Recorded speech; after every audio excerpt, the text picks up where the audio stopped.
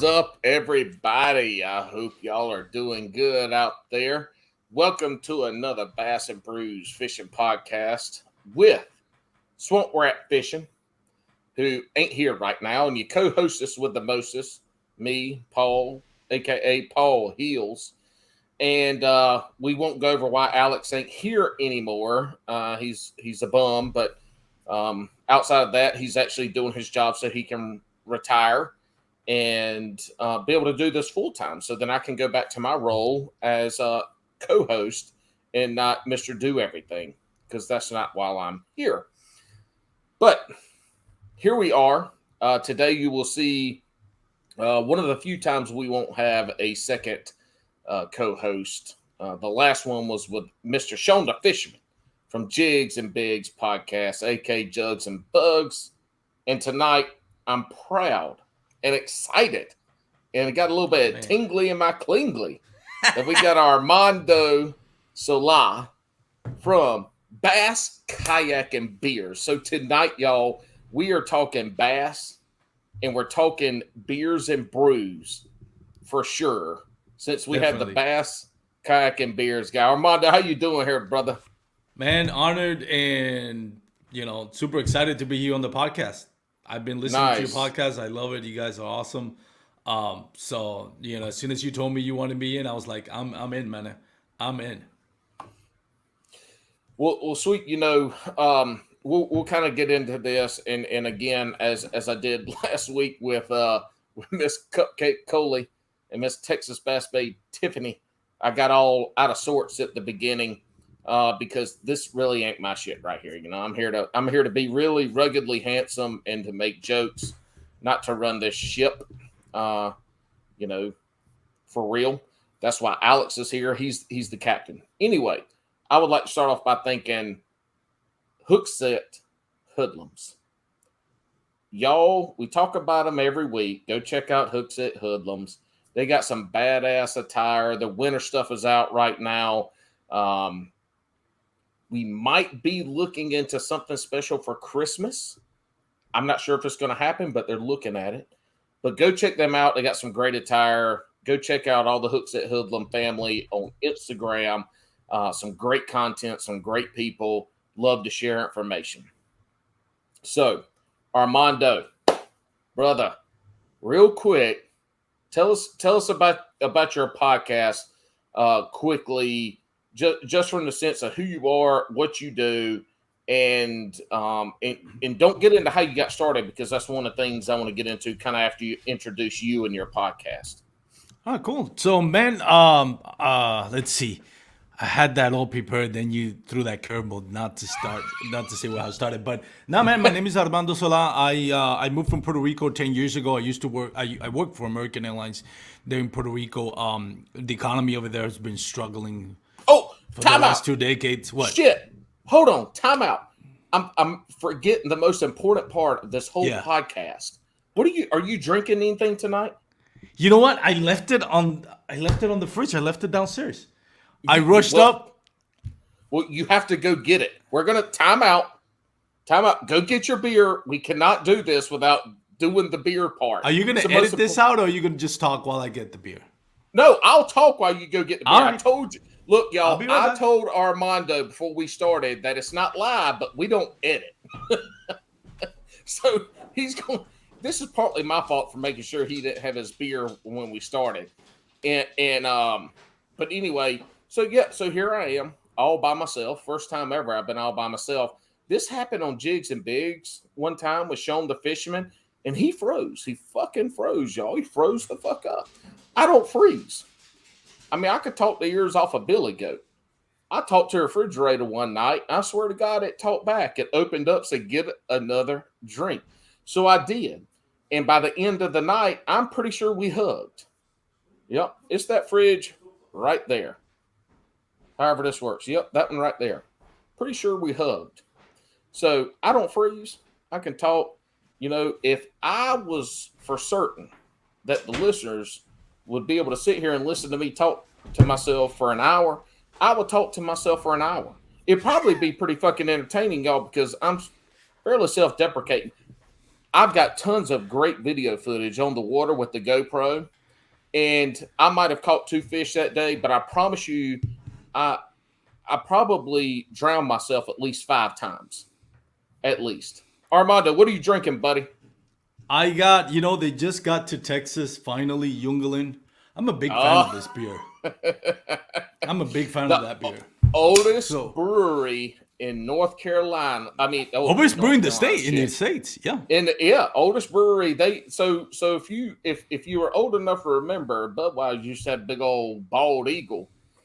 Well, when England came along, Budweiser said, "That's our eagle." England said, "Nah, I'm pretty sure that's our eagle, and that's why you don't see it anymore." Another funny story is the bar that I bartended at in Chapel Hill in college.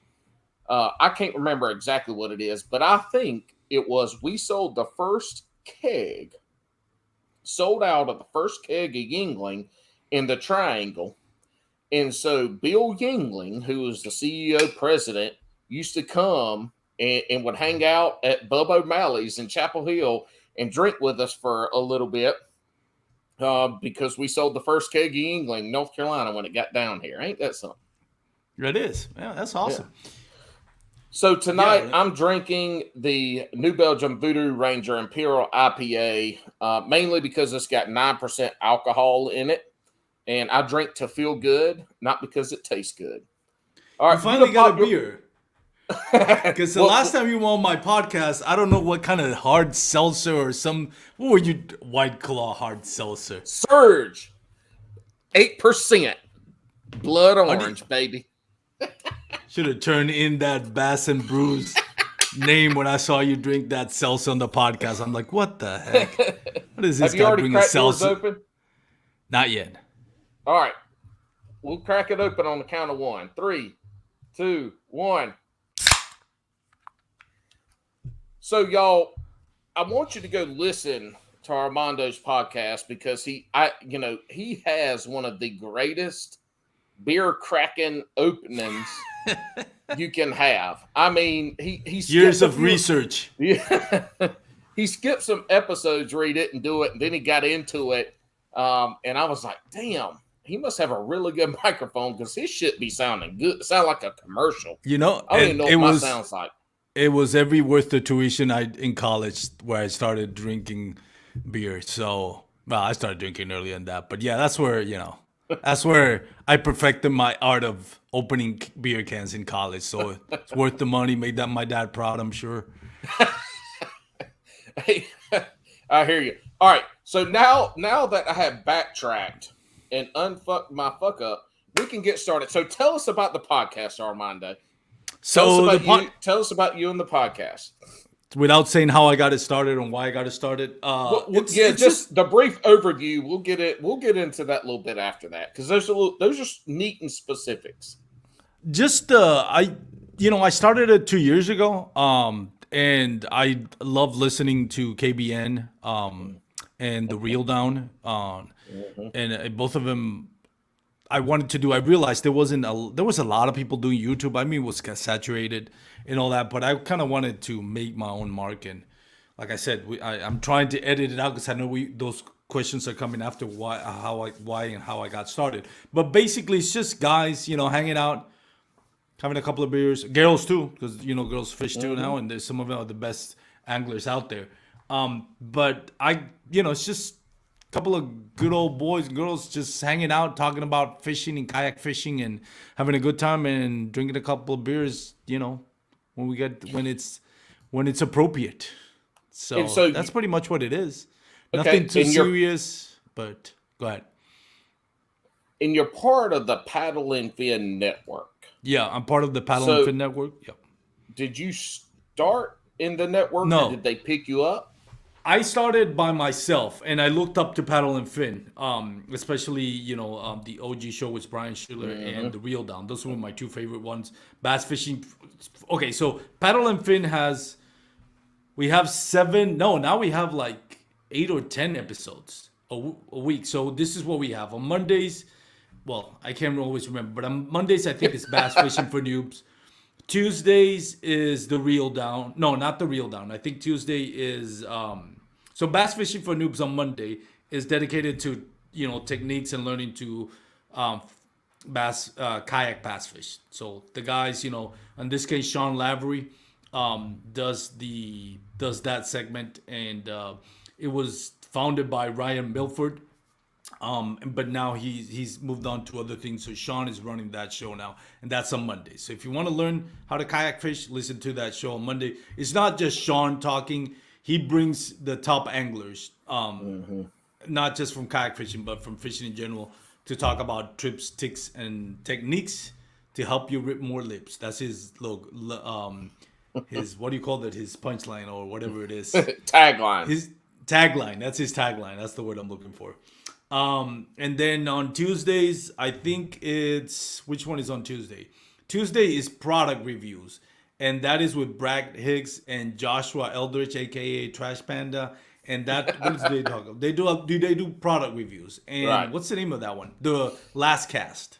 Yeah, okay. Wednesdays I is can't remember. I listened to them all, but I can't remember the fucking names for shit besides Bass Fishing for Noobs, yours, and The Real Down. Yeah. And then lately they've been doing the after hours, but you're going to get to that. So keep going.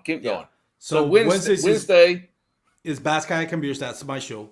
And again, you can look at and under any podcast streaming platform, and just search for Paddle and Fin. If you search for Bass Kayak and Beers, you're going to find my old episodes before I joined Paddle and Fin. But if you want the newest episodes, just go to Paddle and Fin podcast network and again, any streaming platform for podcasts. And then on Thursdays is Jimmy Skinner and Drew Gregory. They do the Reel Down, which is tournament reviews, like big tournaments or regional tournaments.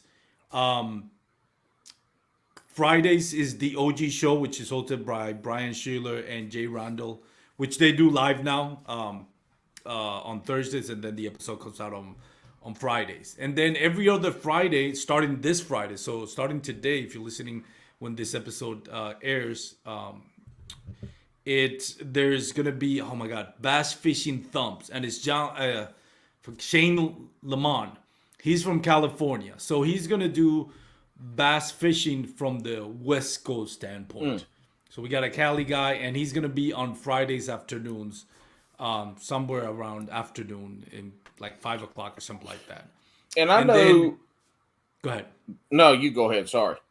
And then every other Saturday, it's gonna be JP with doing Off the Water, where he kind of like whenever there's a tournament that's gonna happen, he kind of talks to anglers and talks about the area. So if like a lot of tournament anglers want to go and they bring their families and they do the tourist stuff, the family does the tourist stuff while the angler pre-fishes or he's in a tournament. So he covers he'll go, talk to anglers about different areas of the country where a tournament might be held in a few weeks or a few months. And so people can know about that area before they go there. So that's pretty interesting. That's every other Saturday. And then the other show on Saturday, man, I feel horrible. Every other Sunday is Dustin Nichols with the Reel Down. That's our saltwater fishing segment. We got Chris Slywick. Chris, if you're listening, I apologize. I keep for the life of me can't pronounce his last name. He does a really interesting one. He does I forgot the name of it. The mental aspect. He focuses. He talks to tournament anglers after they've won tournament or after they participate in tournament, and they talk about the mental aspect. The grind, the ups and downs mentally of fishing tournaments, and what they did mentally, not what bait they threw, nothing like that, but mentally what they did. And so that's what's interesting to me about that podcast is I grew up playing sports. In sports, for me, as much as it was a physical ability, there was a lot of mental aspects. How do I get that mental edge over my opponents or what I'm doing? And so I love that aspect about fishing because when you get into that elite pro level, those folks' mentality, just like it is with any professional athlete, is different than your average angler. And so, we talk. So if y'all go back and listen to the Sean the Fisherman episode, me and Sean talk about that. And we get into a right bit of an argument towards the end about luck with fishing. And so, but before that, 15 or 20 minutes of debauchery, we did talk about mindset.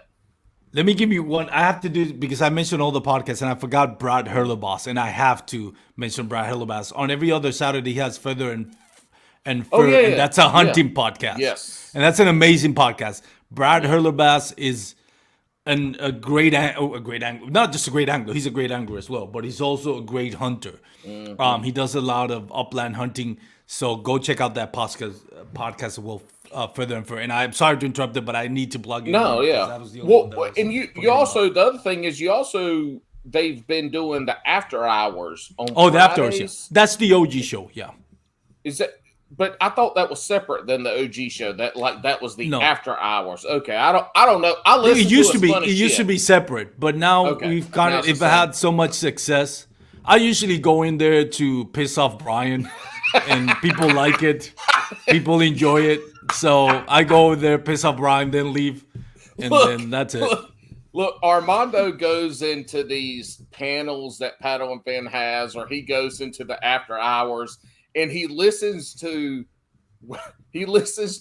what's going to be the most outrageous thing on the opposite side of what people are saying, and he goes 100% in on that, and it really is funny because it doesn't matter if he truly believes it or not. He creates that controversy. And when we talk about content creation, people want to see pain and they want to see big fish. If we're talking about fishing, they want to see big fish and pain. But controversy is one of those other ones where you get that back and forth with somebody that kind of creates a little bit of tension. People like that as well. And Armando, you do that well. Like you take a side and you argue that side, and it's usually the one on the outside of what everybody else is thinking or saying. Well, I think, and this is the interesting thing about having a podcast. Like me personally, I'm not here for the money. I'm okay financially. I'm at a good place. Not to say I'm rich, not to say that I could have used more money, but I'm okay. But you get you make like $2,000 a month on this podcast, I thought. Yeah, right. Whatever. No, not even close. I lose more money than I make, that's for sure. But so I'm here because I love kayak fishing community, and I wanted to grow, and I want to do my best to leave a good mark on it. I'm not trying to get popular. I'm not trying to have the best podcast. Hey, people like it and it ends up being the most popular kayak fishing podcast. Great. That's not my goal. But there is a balance. People like, for example, KBN is the most popular kayak fishing podcast. First of all, they do great content, but they know how to balance and thread that needle between having, how do you say this? Having that open conversation and the freedom to express your opinions, even though somebody's not going to like it, without being over the top and creating a bad reputation or creating an environment that it's toxic. That's on the podcast. Thing. I'm not talking about the KBN group page. That's different. We're talking about the podcast. Talking about podcasts. Yeah, we're talking about their podcast. And I love Ryan Lambert. I love Jeff Mallett, and I love that they express their opinion respectfully. And Ryan Lambert's going to say whatever he wants to say. There's not something. For the most part, I agree. He's right on most of the things. So I try to strike that balance where I was like, there are things that I want to, the conversations that need to have. And the problem is a lot of people take it too hard. They're like, oh, this, all that. Why do you say that? There's a difference between being critical, between blasting somebody or judging their character or putting them down or ruining their reputation, which is not going to happen on my podcast. But we also have to have a conversation of things that can get better. We can't always pat somebody on the back and say good job if they're not doing a good job. Because how are we going to progress from that? So there's that balance. And when we have a podcast, for me, there's always that balance of like, there are things that I want to put out there, as far as what I think about this. Some of them are really strong opinions. And some people are not going to like it. Now, I'm going to be respectful. I'm not going to attack anybody. But if I don't like something, I'm going to say it. And I'm going to say it with respect. And it's a way to create an environment which is like, okay, how do we fix this? Versus let's just point out what's wrong. There is a difference between saying, how do we fix it? Or that sucks. Well, okay, we don't have to say it sucks. We can just say, let's see how it can work better. And so it's interesting you bring it up from the podcast sense. So a past guest of ours, and a friend of mine and a fellow Tar Heel Go Heels, Steve from Angler Intel, he ran across Randy Blockett's video where he was calling out an angler for copying YouTube stuff, blah blah blah. I saw the headline. I didn't watch it. It's just not what I do on YouTube. But anyway, Steve put out a video today on Angler Intel. I implore y'all to go look at it. He kind of calls out the creating beef for fishing YouTubers and how that's not productive. About how what ended up happening is he kind of attacked. He never named who he was talking about. Randy Blockett didn't, but Steve was saying he never named the person. So then there were all these people that had assumptions of who it was, and there were one or two folks in these assumptions that got attacked, and because their integrity through what happened was intact and who they were, and so they had some fallout on their social media pages from that, and how that's irresponsible. And also the fishing community is small, so we shouldn't have that kind of stuff. But you're right in the sense that we have to have these conversations. We have to have differing opinions. That's how things get better. That's how we improve the kayak fishing community. And and we talk about growing kayak fishing. We hear it all the time. You talk about it. And what I don't hear people talk about enough is what they're actually being specific towards in growing the kayak community. Are we just trying to go kayak anglers? Tournament anglers and just regular anglers? Or are we trying to grow the tournament side? Because there's two completely different things that we're trying to grow, and there's two different ways to grow them, and they're not the same. We don't grow the angler side to where there's a professional circuit. That's not growing kayak angling the same as growing kayak angling as getting people into kayak angling. We'll come back to that, because your story of why you started, you referenced your earlier episodes and what you talked about then to where you got now. And so I know I messed you up because I'm messing up your script you had. But so you started your podcast initially to help you learn how to fish. Yeah. So, and that's the thing. I never answered your question when you asked me if I asked him paddle and fin. Now I realize that. But so I started by myself. Can I talk now why I got started? Is this the point where I talk about how I got started? See, I asked a question. You told me I wasn't gonna be censored and I was gonna be able to free talk, and I feel like I don't know. I feel like you're the government right now telling me how to say and what to say it. No. You can say you have. Am I supposed to be vaccinated here? You haven't cussed yet, so I don't censoring cuss. You. I don't cuss. Well, to be honest with you, I don't cuss. The only time I've cussed is if I wake up in the middle of the night to take the dog out to pee, and I bang my pinky on the side of the wall or the bed, I might cuss. I don't, and there's a reason for that. I said it. Was it with you? You were in my podcast. I can't remember who it was on my podcast. Probably because I cuss all the damn time. I grew up speaking Spanish. So, if you talk to me in Spanish, you might hear me cuss, but in English, I don't. I grew up watching cable TV. So, but it's funny though. This is the funny thing. Like when I moved here, I met my wife here. And she's from Puerto Rico, but she's born and raised here in Dallas, in Texas. And there were words that I would say that I didn't know they were curse words. I'm like, I heard it on like MTV or some, and they're like, it's not that you can't say that word. I'm like, I didn't know that was a bad word. I just heard it on TV. So, it was that culture is like, and it's funny because I learned English. People ask me, how you speak English so well? Well, my mom was an English teacher back in Puerto Rico. So she was an English teacher. But, she wouldn't let me cuss. If the one time I cussed in front of her, she made me chew a whole bar of soap I was about 8 or 9 years old, and I was getting out of the car, and my backpack, I was coming from school, fell on the floor, and I said something along the lines of like the what would be the F word in Spanish, I guess. Boy, I learned not to cuss in front of my mom after that. said, She took me a whole bar of soap. I didn't have to eat it. I just had to chew it and spit it out. But the whole thing I had to chew it until it was just So foaming every out of time the you mouth. cuss now, you have a Pavlov's dog effect where you start tasting soap in your mouth, huh? Pretty much. But it's like, so in English, I really don't cuss. Yeah. I really don't. It's because it's not my first language. You know, they say when language is in your heart, So when I'm upset at something, I'm gonna talk in Spanish, Yeah. When me and my wife argue, which we don't argue that much, but it's in Spanish, not in English. Right. If somebody cuts me off while driving, I'm insulting them Puta and their mierda. mother in Spanish. Yeah. Mierda Not es a puta. Yeah, you got some of them there.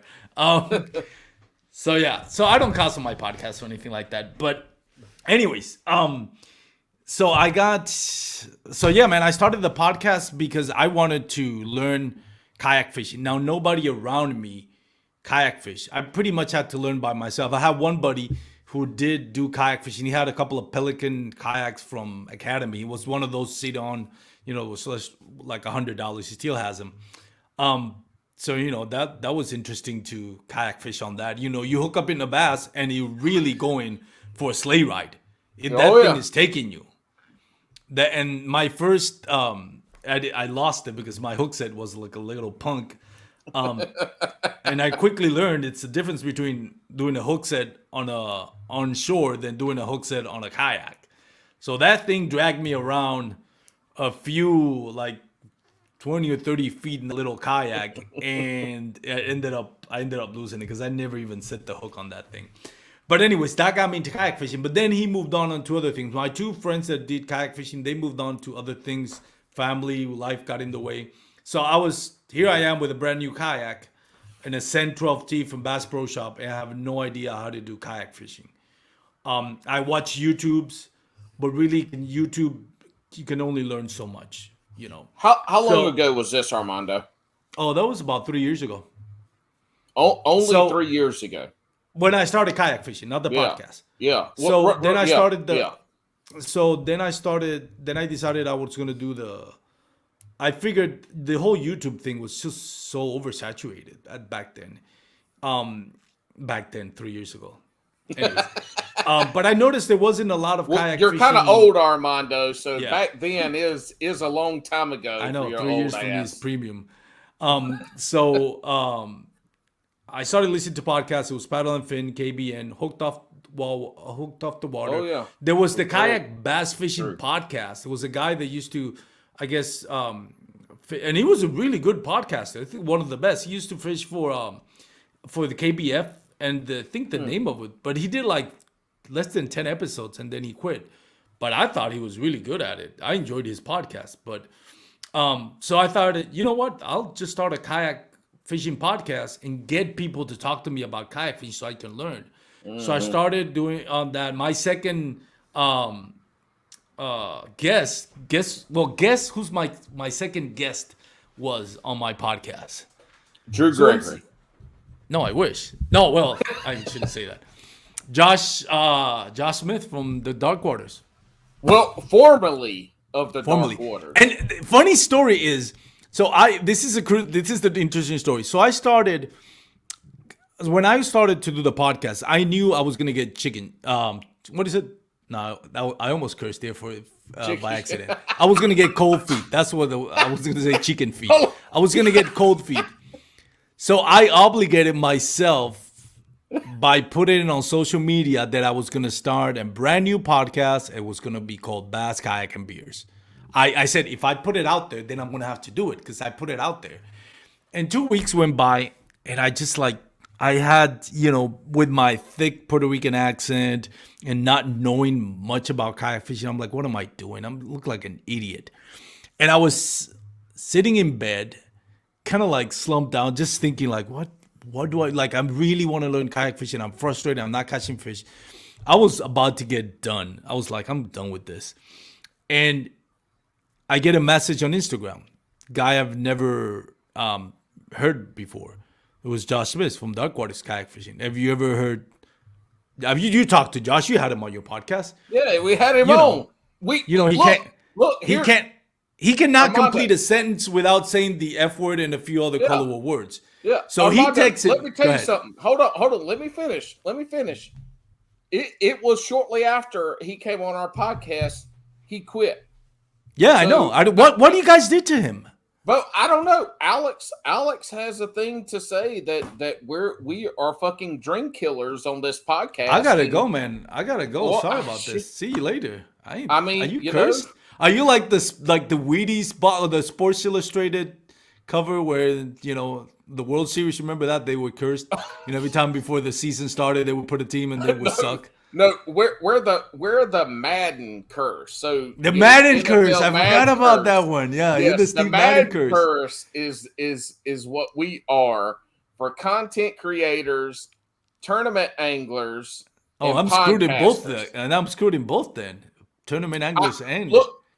You finished second behind Pendergraph in a tournament. You got a really successful. It was a small tournament. Brian Howell was there. It doesn't matter. You beat Brian Al. And because down here where I'm from, take that, Brian Howell. No, I'm kidding. We don't pronounce the H in Brian Al's name. It's Brian Al, not Hal. So, you see, like in Puerto Rico, we don't pronounce the R. We don't roll our R's in Puerto Rico. We just do what? S. I didn't know that. Yeah, it's horrible. Well, anyway, so just to let you know, your tournament angling season for 2022, it's done. And your podcast season, I lost my sponsors now. But tomorrow I'm going to get a text message that they dropped me. Well, you can come over to the Bass and Brews Podcast Network. But anyways, where none of our fans are going to be mad at you for promoting drinking. You guys have fans? Alcohol. We do. You got fans and everything? You got groupies? I told you we have at least 2. And me and Alex don't listen to the podcast. So they are at least real people. Wow. No, and not like blood relatives. Oh hell no! Ain't none of my people listening to this shit. They get tired of hearing me talking real life. They damn sure ain't gonna fucking listen to me on their podcast ears. So, anyways, to finish what I was saying, so Josh texted me a message, and very colorful message, like basically it's like get out of your ass and start recording, like what's going on. And I've never met this guy. I never talked to this guy. So I messaged him back. I'm like, man, having thick and sawed, and he, proceeded to go into tandem air and very colorful words and tell me to be a man. Yep. Put my big boy pants on and start recording. So I told him, do you want to be my first guest? And it was going to be my first guest, but we couldn't. We had to reschedule. We scheduled. Actually, my first guest ended up being MG Fishing. Go follow him. He's a great dude. Mark, forgot his last name, but MG Fishing. Follow him on Instagram. He ended up being my first guest. Ended up being one of my most popular episodes. Everybody that I talked to after says like, man, that was your best episode because you guys, were just talking. There was no script or anything. But then, Josh was my second guest, and then it kind of evolved. I was just trying to get whoever I can, man, and I couldn't get any tournament anglers. It was hard to get tournament anglers. They win the tournament, they're going to be on KBN as well. You want to be on KBN. Everybody after a tournament, you win because you want to be on KBN, not because of the money, right? Well, yeah, they would go to KBN, they'd go on Josh's podcast, The Real Down, and they would go to Drew Gregory's. Yeah. Like by the end, I was like, by the end, by the time I get to me, they already talked about the win, 10 times. But see, that's what's interesting, what you did, and you can see that. So you obviously still have the tournament anglers on, but the local Texas guys, you'll have them on. But yeah, and I'm still finding my niche. So eventually, after like almost a year, and I've had a few of the hosts from Paddle and Fin on my podcast, And eventually Brian Schiller contacted me and says, "Hey man, do you want to come on board?" Mm. And I thought it was great, man. I thought it was a good opportunity. From one side, it's like, man, I'm making my own thing and starting to make waves now. So, not big waves, but it was starting to move. So, I thought it over. It says, yeah, man, I'll join you guys. And that opened the opportunity to a bigger audience, and sponsorships and access to now tournament anglers ask, not every one of them, but content creators, tournament anglers are calling me to see if they can be on my podcast. This episode, if you don't mind me plugging in, plug it, buddy. That's what we. I got for. Steve Owens. Steve Owens. Everybody knows Steve Owens, man. Runs Dugout Bait and Tackle, and he used to run Bass Nation Kayak Series the first year. Now he runs Bass Nation local trails in Tennessee and Georgia. And he said, "Can I come to your podcast?" I was like blown away. I'm like, Steve Owens wants to come to my podcast? Come on, man. How can I say no to this? I was super honored to have it on my podcast. I was giggling like a fanboy all the time.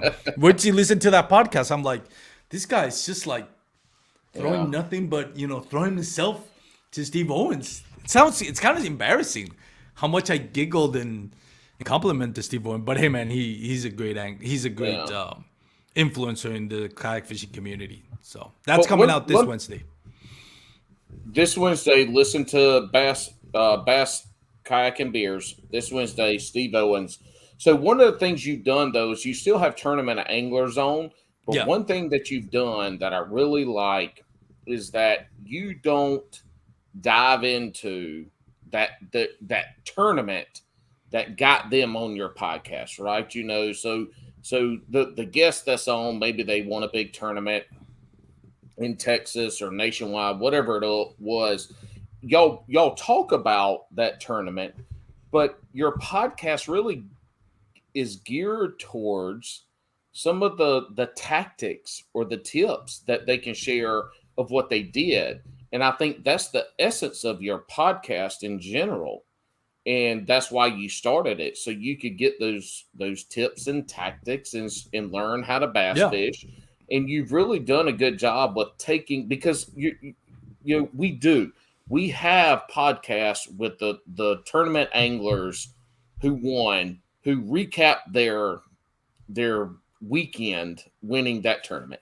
There's plenty of them out there. You can hear all those, but you take that same angler and you start to break it down into stuff that isn't about how they won the tournament, but it's about what they did. It's the intricacies of what they did. And that's interesting. I think that's one of the things that sets you apart in your podcast is you do get down to that educational aspect of it. And that's the thing about it. When I like to do life stories. I've had that's why I like to direct my podcast. Now, my podcast is not about me or what I want. It's also about I said it from the beginning. This is going to be about lifting the kayak fishing community as high as I can with my resources. So there are episodes like, to me, I'm a big fan of doing the reviews on tournaments per se, but I think it's important, being from Texas and most of my listeners being from Texas, that I give a spotlight to those tournament anglers because, like you said, dude, Texas. You know how hard it is to win a tournament here? Let me tell you something. Look at the top anglers. Howell. Oh, yeah. And this is the national ones. Howell, Matthew Scott, Guillermo Gonzalez, Caleb Helbig, who's just breaking into the season. Man, there's a bunch of other, and I know I'm missing a lot of them, that really not only do it on the local level, but do it on a national level. Mark Pendergraph, almost, Possum King. So this tournament's out there fishing, and you go to a local trail, dude. I gotta compete against this guy. The Borofkas are down there now too. Borofka came up in top 10. An amazing angler. Borofka is an amazing angler.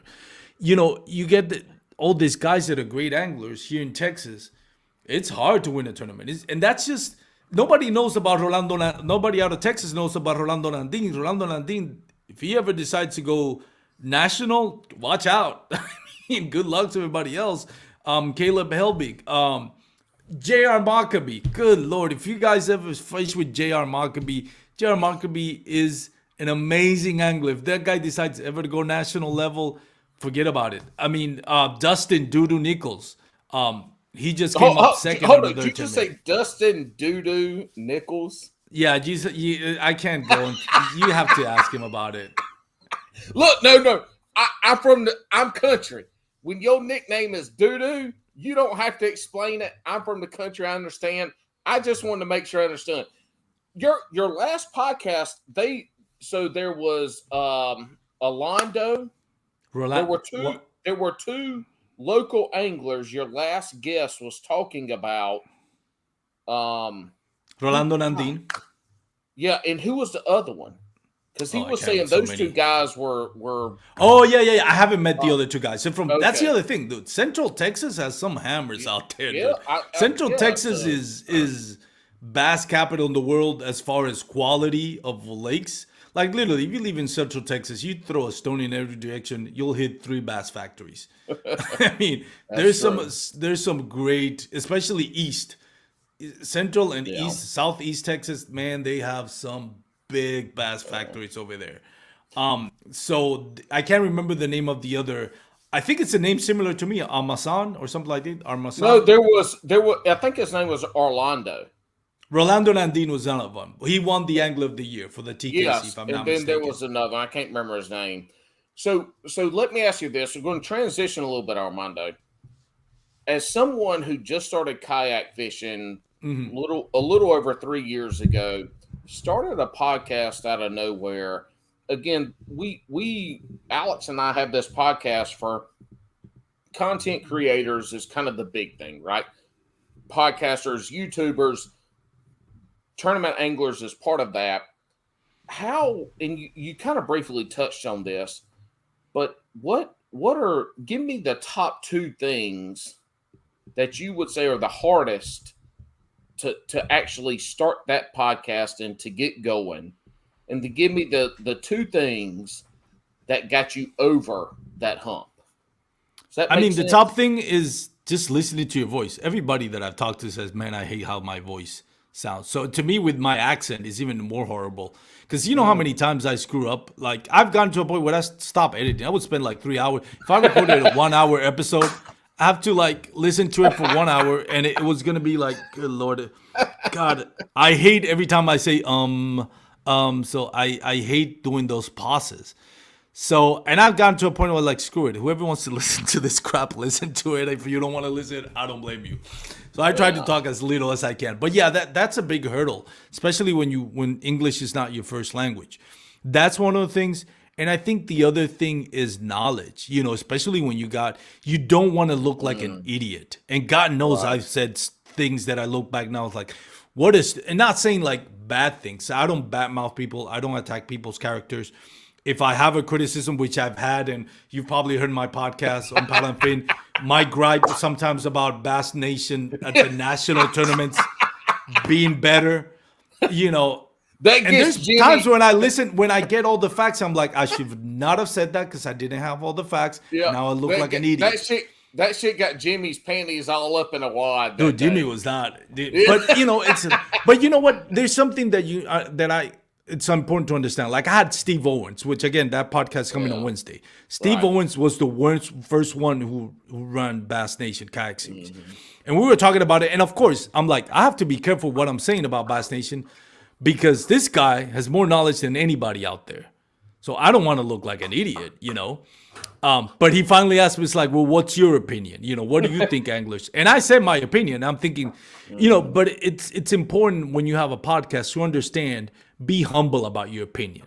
You can't be arrogant about your opinion. You can't be like, I'm always right. And sometimes, when you're wrong. I've said things that I feel like, you know what, I should take that back. Not because I said something bad about somebody, but because that opinion was not well-founded or was incorrect. And I had Steve Owens, and it was humbling experience listening to him and me changing, this is what I think should be better. And he explaining me the reasons why it's not that way right now. And that got me to thinking, you know what? That's an interesting point, because as a podcast, you do have the responsibility. You can ruin somebody's reputation by things you say. You can ruin another, you can stain at least the reputation of organization when people listen to you and follow you and respect you and take your opinion as the voice of reasoning. So you have to be, in my opinion, be responsible about it. And it's easy to go on tangents and saying stuff that everybody's gonna reshare and like. Because when we had that podcast with Jimmy and Brian Schiller, I was saying my opinions on it. And again, I was respectful, but it got, there was messages, oh, we love that podcast because we went on a tangent. We got into each other and expressed our opinions, and we got into each other's skins. So there's that balance where you don't want to be too stale, but at the end of the day, you want to be entertaining, but you want the content to speak for itself. When the people listen to your podcast, what did they get out of it? Did they get out of it some clickbait thing of you and your guest or your host going at it and saying audacious things? Or did they get content like this was entertaining and educational? And they're not always going to be winners. There's episodes that are going to be boring. But it's that line where you want to say, like this one? You want to have good content, but don't go into a line where it's like, this is not even about kayak fishing. This is even about controversial or outlandish just for the sake of being outlandish. And that can only get you so far. Yeah. All right, so tell me, like, what are the two things as a brand new angler, a brand new podcaster, so you don't have a lot of experience doing either, you'll hear 99% of people who are experienced anglers and why they don't have a podcast or why they don't have a YouTube channel. And they'll be like, well, why would anybody listen to me? But you stepped out as a new angler, as a new kayak angler, as a new bass angler. You stepped out and started a podcast. Like, what were the two driving factors that made you take that leap? That you two things. Okay. Growing the sport and growing me personally as an angler.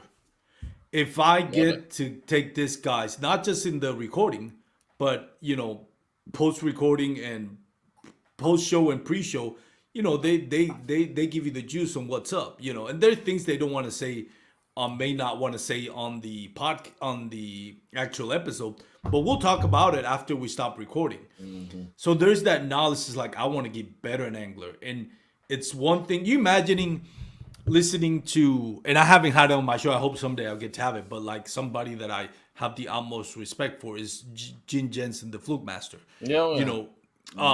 He's very knowledgeable.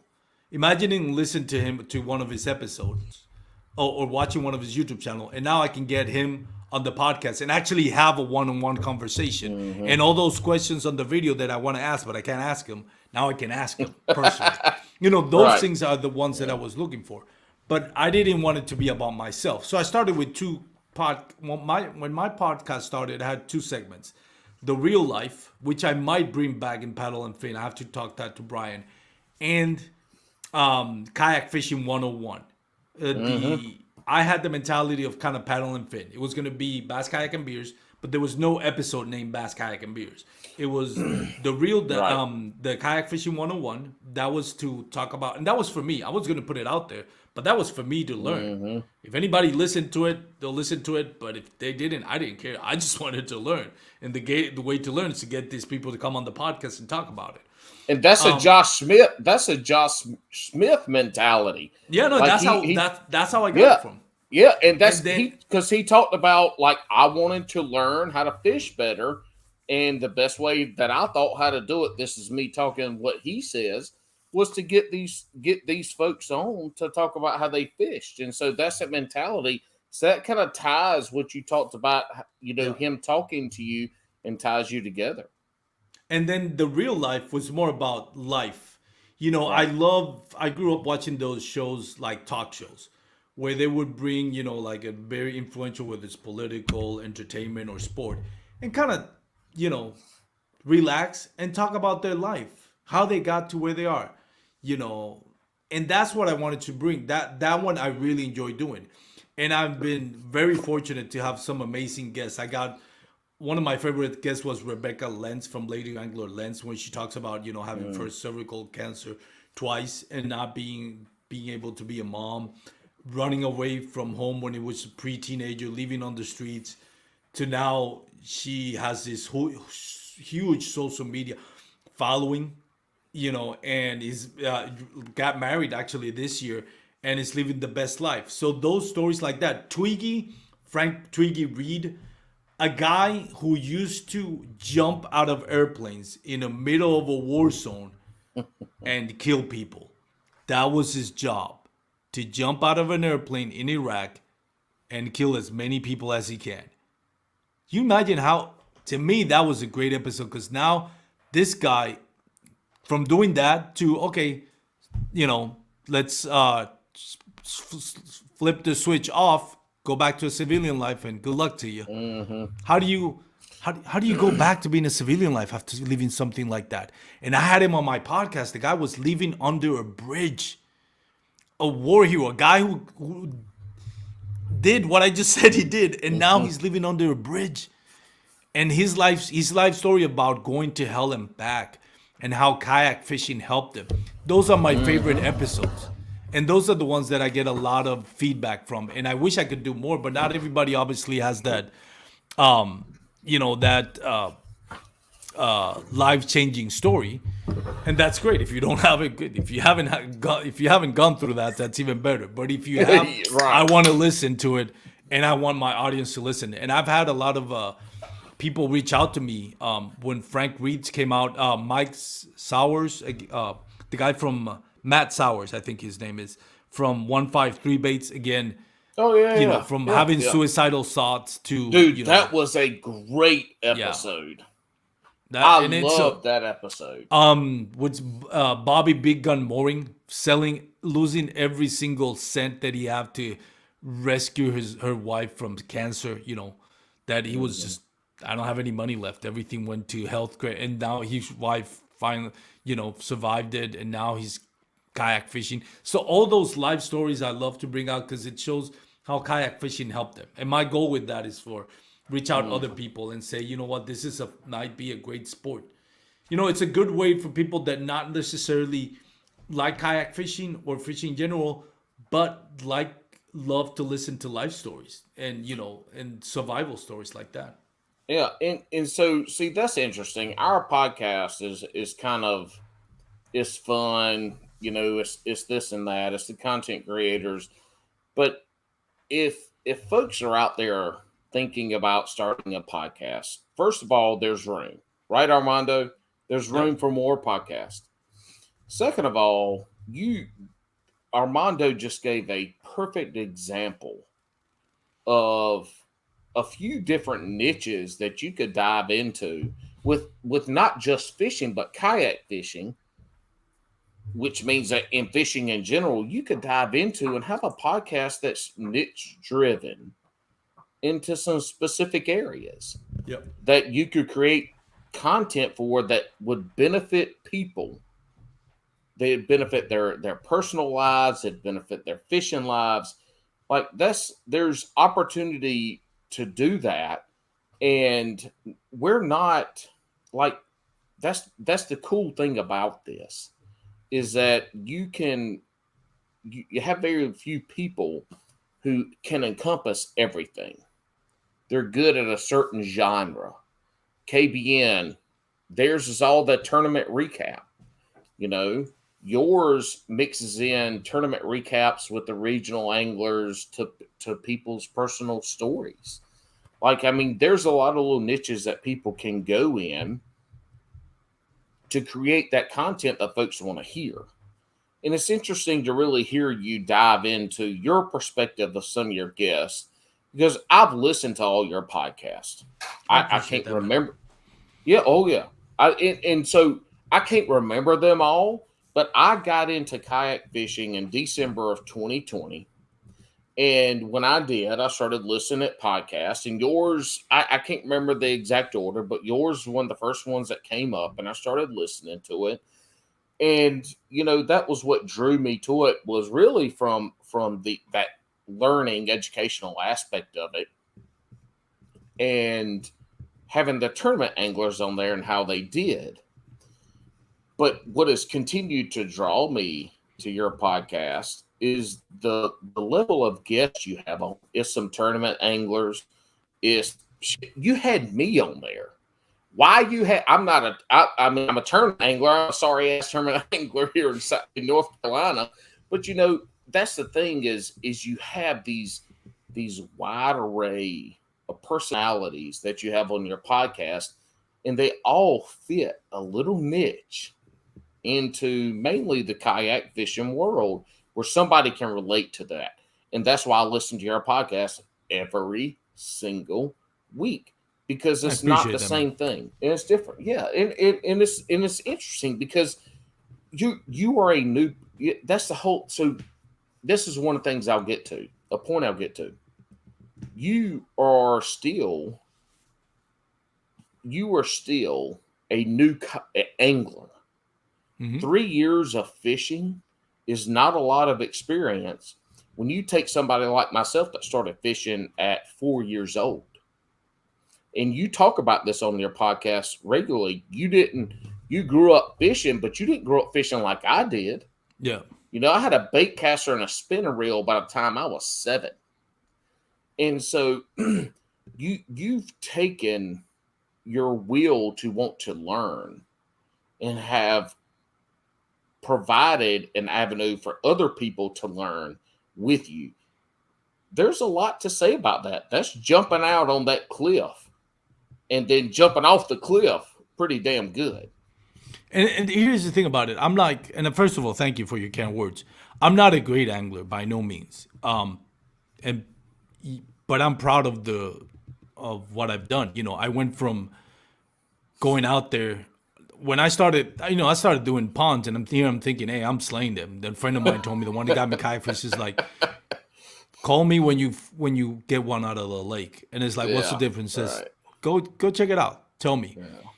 And it's it went from I go out 10 times. If I go out 10 times and catch a fish to catch a bass, I may be caught once. Maybe out of those 10 times, I'll caught one.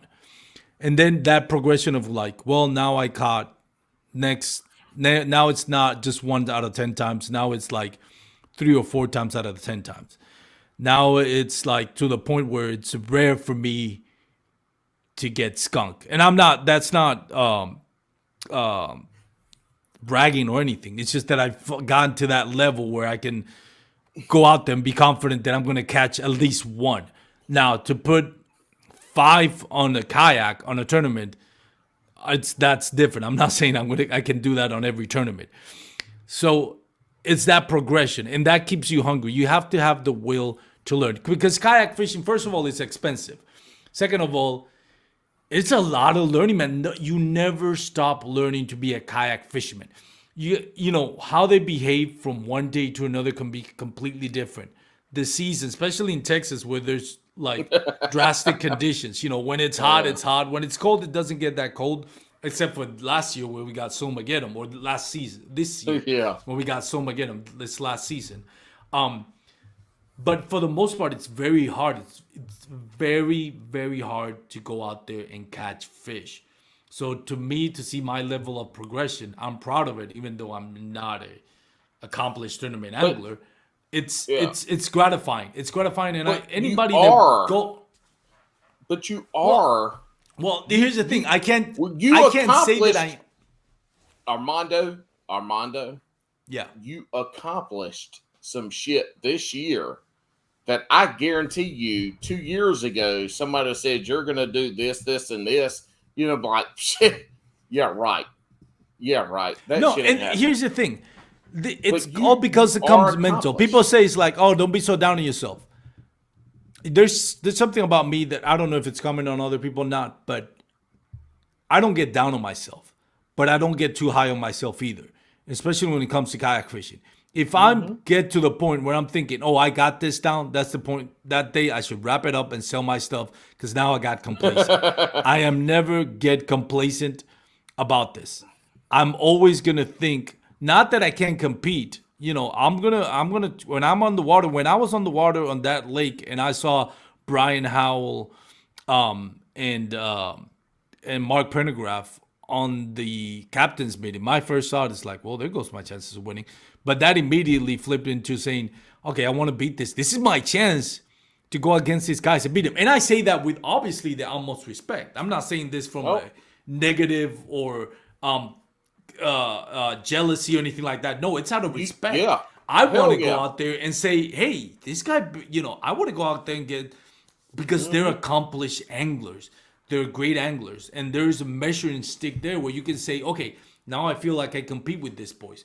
But I'm never going to think that I'm never going to think that I'm at the highest level of the sport, because the day I do that, that's the day you're going to start losing more than you're going to start winning. I agree. There's one thing, and I can't remember exactly what it was because you got me off. You got my mind off on something different. But you talk about what lake, what tournament, what lake was that we're talking about? So people know. Lake Fork, and it was a tin cap. A what? What was the trail that y'all were fishing? Slay Nation. All right, Slay Nation, Lake Fork. You finished second behind Mark Pendergraft in this tournament. All right, so there's a backdrop to all the listeners. But one thing that Armando talks about was he caught that fifth fish. He caught a big one. And you reference this all the time, is that you felt like you took a step back. Yeah. Right? I learned from that tournament. Right. And so that's the Tiger Woods mentality that you didn't have. The Tiger Woods mentality is, I catch that fifth fish, I'm like, this is, now it's time to kill him. Yep. Tiger Woods. Time to put it away. Yeah. Tiger Woods had a killer mentality. Michael Jordan had a killer mentality. Yeah. Never got to a game 7. That's the essence of killer mentality. Not only did he never lose, and I'm sorry I cut you off, the fact that he never got to a game 7, that is amazing. But yeah, and so you take that mentality to fishing, you catch that last fish that gets you your 5, and you're in the lead. Now, it's not take a step back and relax and be happy with second or third or fourth. It's like, how the fuck do I beat this motherfucker to get first? Because you know what? I don't give a shit about what happens to him. His boat can sink. His drive can fail. He can lose all his shit. I want to win. That's what it comes down to. That's that killer mentality that Tiger Woods and Michael Jordan and some of those folks have had, is like, that's where you get into it. And as we grow, because look, this is my first year ever fishing competitively in a kayak. And you're right. Fishing out of a kayak, I got a lot of fishing experience. That shit was hard. The transition to fishing out of a kayak was way more than I ever thought it would be. Mm-hmm. It is different. But you reference that in your journey, and in that tournament where you finished second, where you backed off the pedals, and you talk about that's a learning experience for you not to back off. When you get to that point, you've already reached second. Now, how do I get first, right? How do I keep progressing? And you've learned that. And that's huge, dude, from somebody who's been fishing for 3 years. Like, that's starting to change your mentality of how you fish. Yeah, no, definitely. Definitely. And that's one of the things that I remember that tournament. It was a struggle to catch. They started off great. Started with a 21 and a 3/4 bass. And if you ever fish Lake Fork, let me tell you something. It's people talk about the smallmouth in Susquehanna, and I've never fished it, but according to what everyone that have fished it, those smallmouth bass are nasty. Well, it's the same thing about Lake Fork. It's not just they're big. They're big and they're nasty, man. Those Lake Fork bass, they have an attitude. That's one I loved, Lake Fork. So I struggle with it. I didn't catch my last fish, my fish until an hour into it, and I had another hour to go.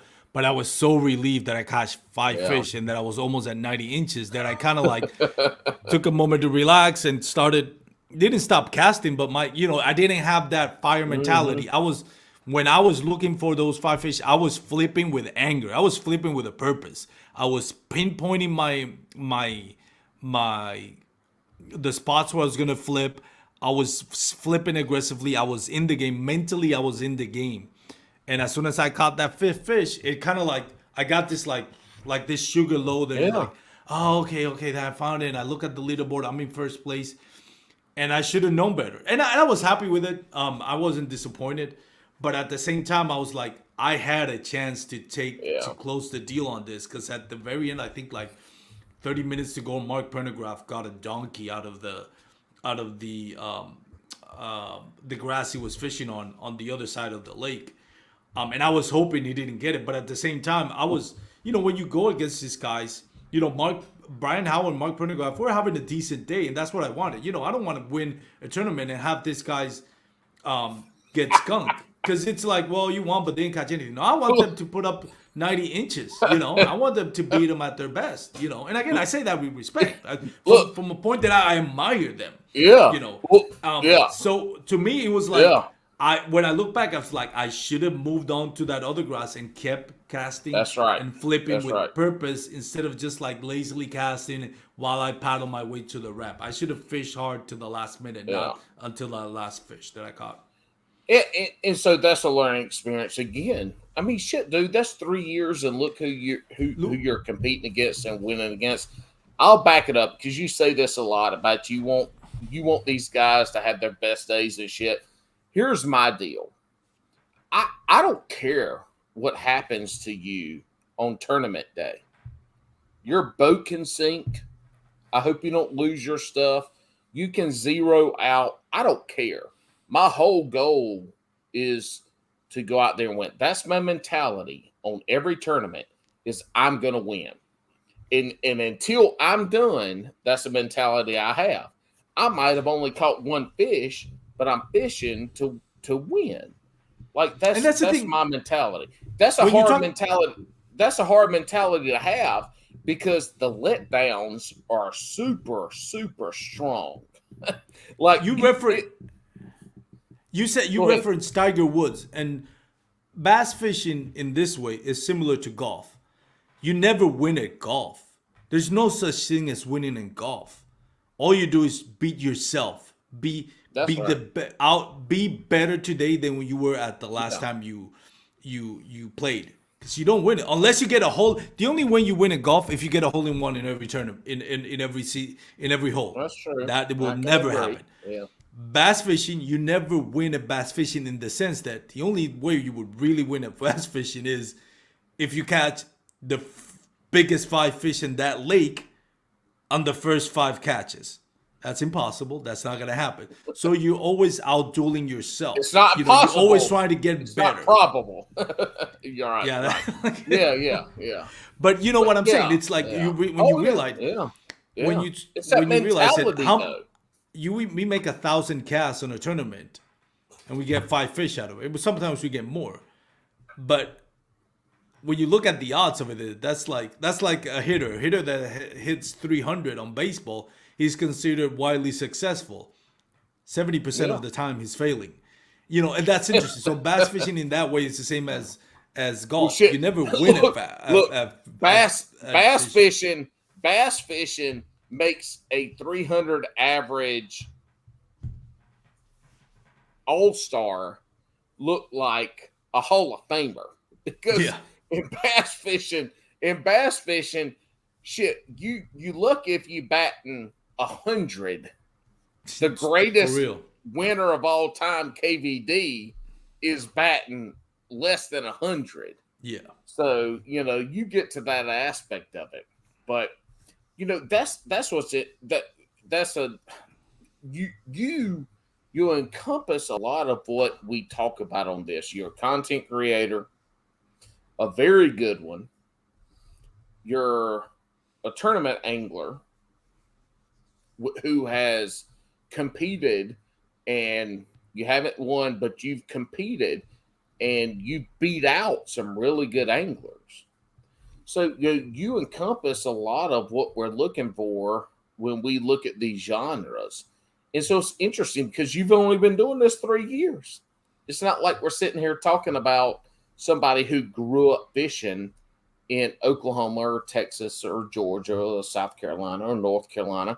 We're talking to somebody that grew up in Puerto Rico who started fishing with a tackle box that had some hooks in it, and you went out Worms. and you threw your stuff out on hooks and weights on a cane pole for the most part, right? That's exactly right.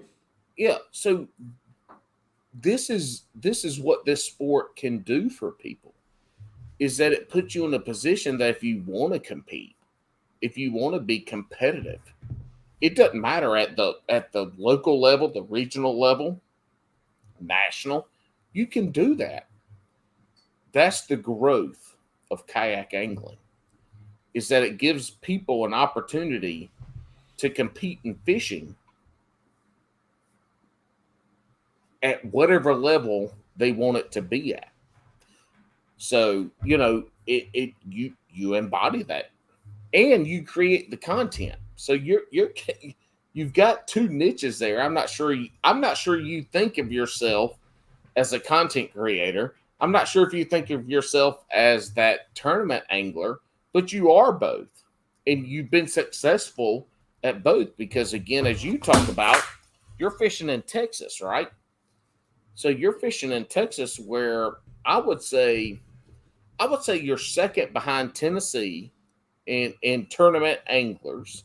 Ooh, a close second. You're gonna get me in that debate now? No, I don't think we're second on anybody. No. I'm sorry. I know there's some great Tennessee anglers. We're not second on anybody in Texas. All due respect. Yeah, I agree. I feel you. I'm just saying, when you look at the overall standings, the Tennessee folks and the Texas folks are in the top. That's all I'm saying. That's all I'm saying. Like those are in the top. So you've competed with those guys, and that's interesting. So tell me this: where does Armando go in the regional and national tournaments in 2022? My goal is I don't think I can do the whole drive to Susquehanna or Wisconsin. I agree, and all that. buddy. I agree. I wish I could, but yep. We'll see what happens. But right now, it's kind of like baby steps for me. But you retire in 2 years, and you can do that, right? 1 year or 2 years, you retire, right? I wish. It's in the workings. I mentioned it. I think I talked to you about. I was actually on the leave of absence from work. Oh yeah, for 2 years, and then they called you back. I was going to be 2 years, and then they called me back 6 months later, and that ruined this year's plan. And last year, because I planned to fish national tournaments. Oh yeah. So I plan to fish at least the 3 Hobie BOS that are gonna come within 6 hours. I think I forgot the names of it. I got Toledo Bend in February. I don't remember all the dates. I have another one in Broken Bow. I think that's later in the year. And I think Lake Darnell is the other one in Arkansas. So I got those 3. Those are around 6 hours drive. I'm gonna do those 3. Hopefully which I don't think it's going to happen. But if it does, I think it's going to be a huge accomplishment and a boost of confidence that either I get top 3 on any one of those tournaments and I qualify for the TOC, or that those 3 tournaments are decent enough to get me in the top, 50. Not 50, but in the top 18 in the 50 that qualify for the TOC, which is not always the top 50. It's more like the top 20. So if I can accomplish that, and this is, people think that's not easy. Jeff Malott was this close to getting it. Jeff Malott's a great angler. He runs KBN. Him 51. And I should say GM Ray Lambert. 51. Christine Fisher, who just won the TOC, if it wasn't for that, I think it was Pickwick, that tournament. If she hadn't gotten second, if she hadn't had at least second place, she might have not qualified. I'm not sure the numbers, but I know she struggled a lot for the Hobie BOS. And I was thinking towards the end of the year, it's like, how does Christy not qualify for the Hobie BOS?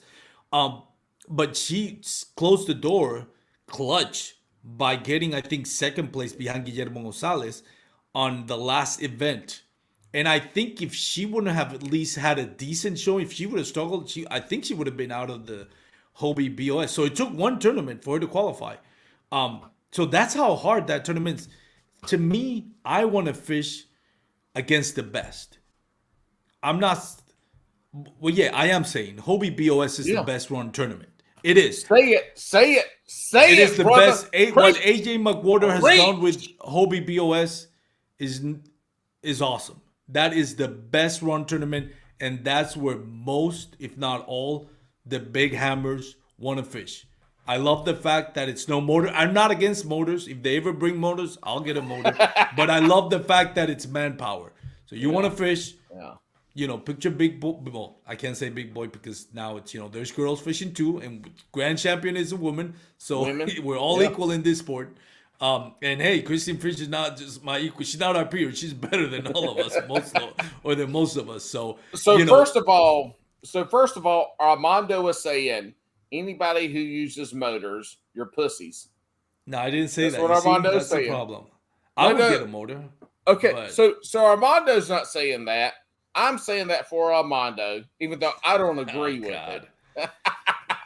I'm just kidding. Look. But yeah, I want to fish the Hobie BOS more than one. And I'll see what Bassmasters, Bass Nation Kayak Series supposed to bring out their schedule sometime soon. It just came out. It just came out?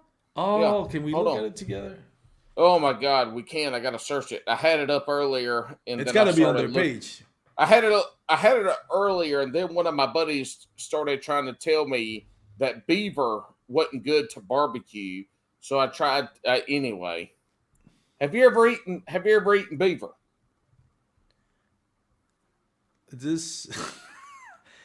No, I haven't. Look, let me tell you something. I'm talking about the beaver that lives in ponds that makes dams and huts, not the other beaver. The beaver that swims. I know in what water. You're saying. Yeah, I know I know what you're talking about. Okay. I'm making sure because you're laughing. Look. No, I know what you were saying. Low and slow, that shit is delicious. I haven't tried it. But when you fish Santee, the Hobie Santee, because I'm going to talk you into that's South Carolina. Later. I don't see the schedule anywhere, but anyways. No, it just got it. I swear to God, it just got released. Damn it! I see Jeff Malott saying just here trying to schedule my vacation days with the funny meme. That's funny. But anyways, y'all are gonna have to hold on. I'm not looking for it. I should have saved it. I didn't. Anyway, we'll talk about it later. Their schedule out. But the Hobie is coming down here to Santee. Bring your ass down here to Santee. I grew up not far from there. I promise we'll have a good time.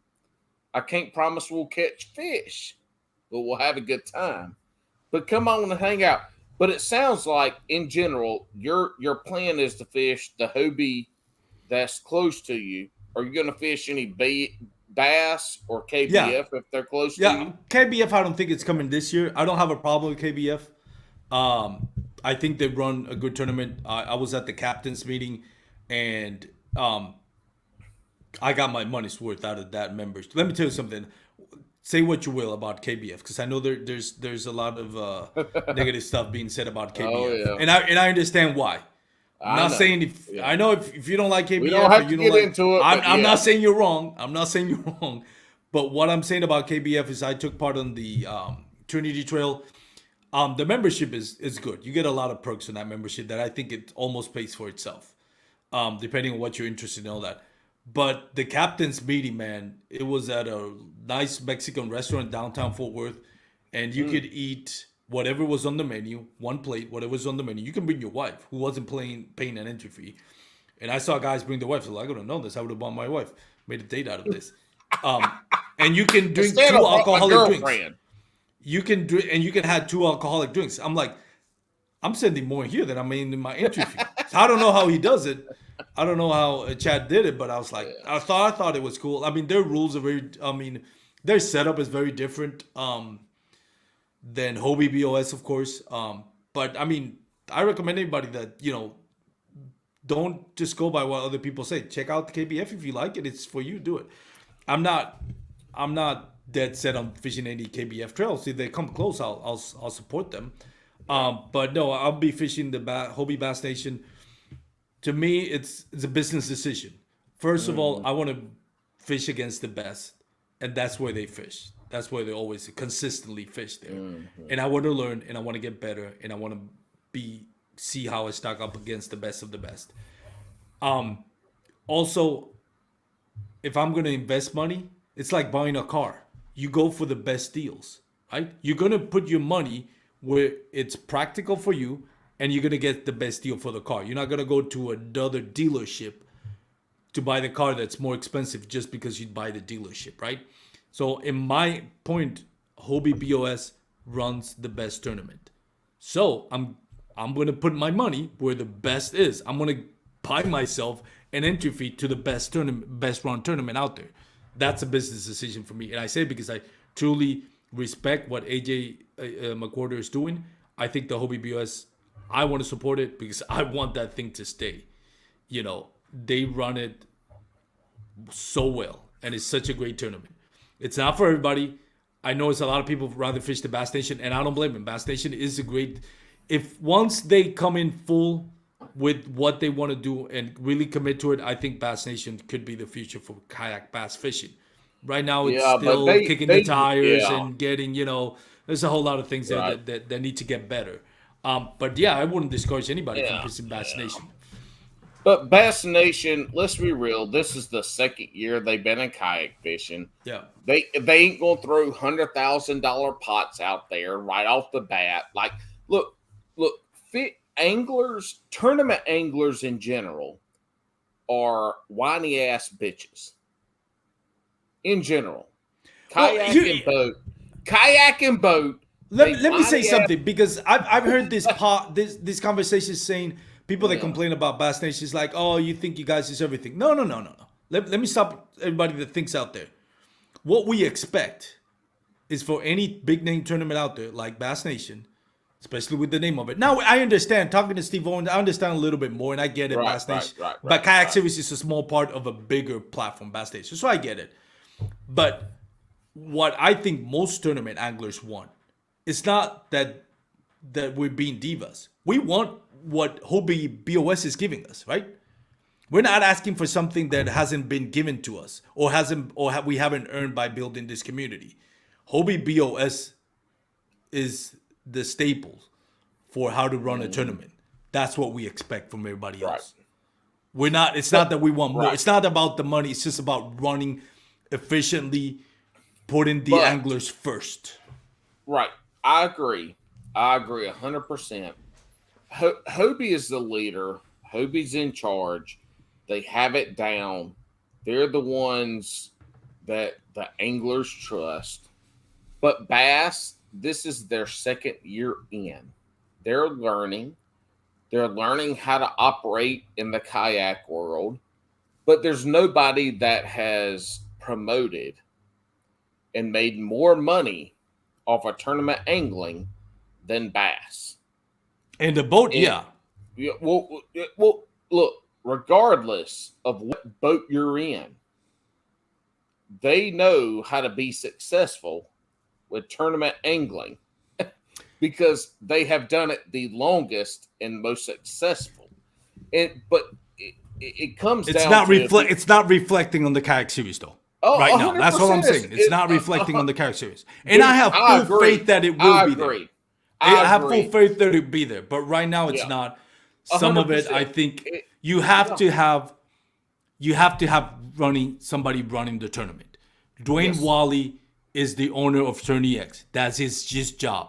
His job is not to be the hype man. It's not to be the national tournament director. He's the default tournament director, and he's done an admirable job of it. And I props to Dwayne Wally for what he's doing. But that's not his job.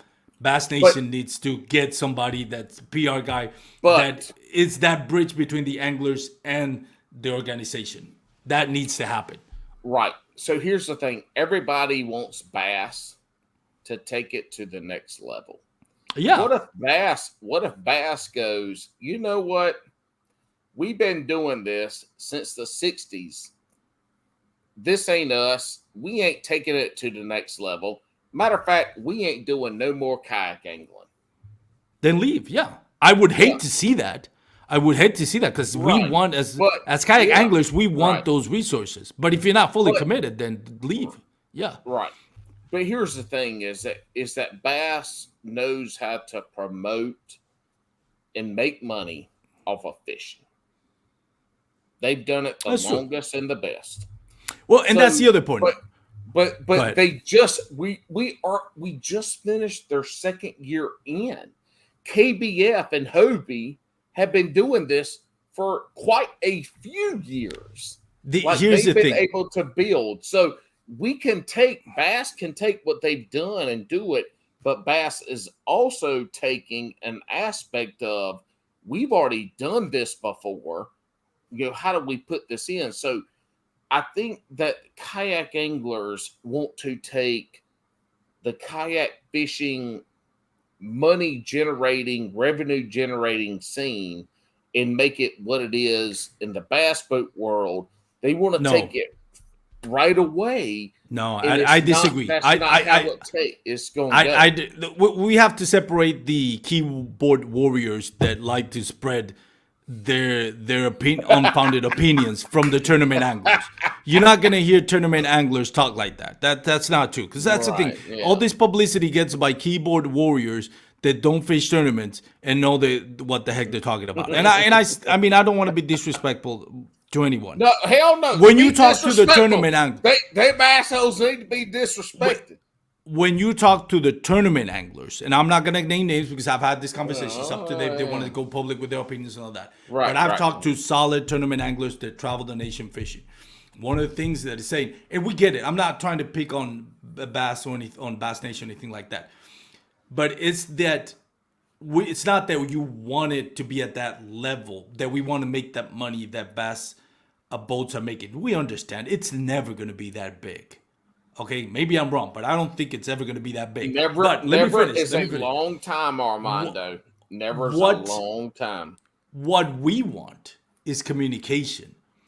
When a post goes out showing the brackets, how the payouts are going to be for the national championship in Possum Kingdom, and it shows that it was going to be 120% payout. And then we find out it's going to be way less than that. Yeah, about 40%. And the problem with this is this information got leaked unofficially, but it was like an official document, but that shouldn't have got released. The problem with that, and this is the problem, is you don't have anybody at the helm. You don't have anybody behind the wheel. And this is not a reflection on Dwayne Wally. Let me be very clear. I have the utmost respect for Dwayne Wally.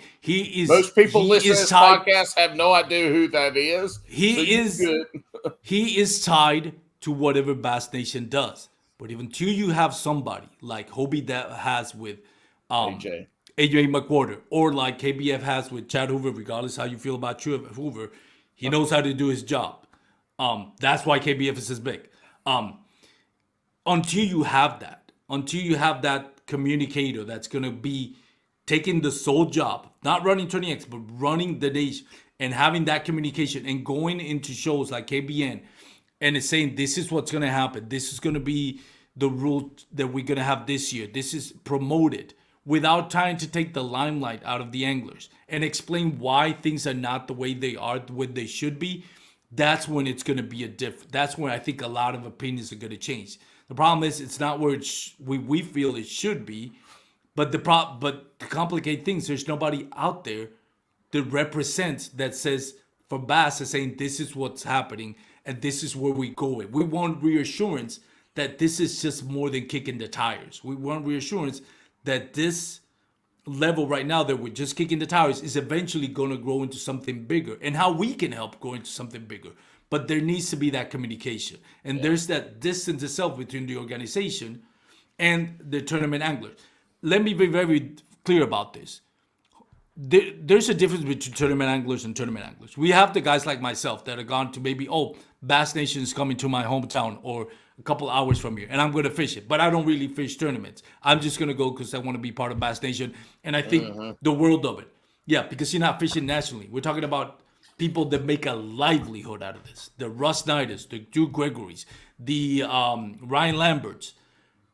in order for them to complement their in order for them to grow and be able to make it more uh, easier for them to make a living out of this, Bass Nation needs to step up. And I think that's a lot of the frustration of it. Again, the normal angler like myself, the weekend warrior that's just going to fish the Bass Nation because it's close to home and it's never going to miss another flat Bass Nation until you show up. Yeah, for them, it's a great outing. It's fun. It's exciting. Yes, it is. But we're talking about the tournament anglers who actually are trying to make a living out of this. That's for them. They want to see this grow better and more structured than what it is right now. I'll say this, and then I got another topic we'll go to. I think a lot of people want bass to step up when we don't need them to step up. We already have Hobie. We do. In the kayak world, a lot of people want bass to step up and do what they do when we already have Hobie. And Hobie, for the last 3 years, has been the driving force in this community. And I just think people are looking for bass to take it over and for it to be like what bass is in the boat world. I don't think it's going to be that anytime soon. Like, we have to have enough anglers that can put themselves not as anglers, because look, I 100% believe if you took the top 20 kayak anglers, I know where you're going, and against, and you put them against the top 20 boaters in bass, I guarantee you half of the top 10 would be kayakers. Maybe more. I guarantee you half of the top 10 would be kayak anglers. But they're not generating revenue for sponsors and all that they are. So I'll tell you this. I think people are looking to bass because bass is what it is. I think from the kayak side, Hobie is bass, and that's where people should be putting their attention. But look, Armando, we've been going for an hour and 32 minutes. It's been a long ass time.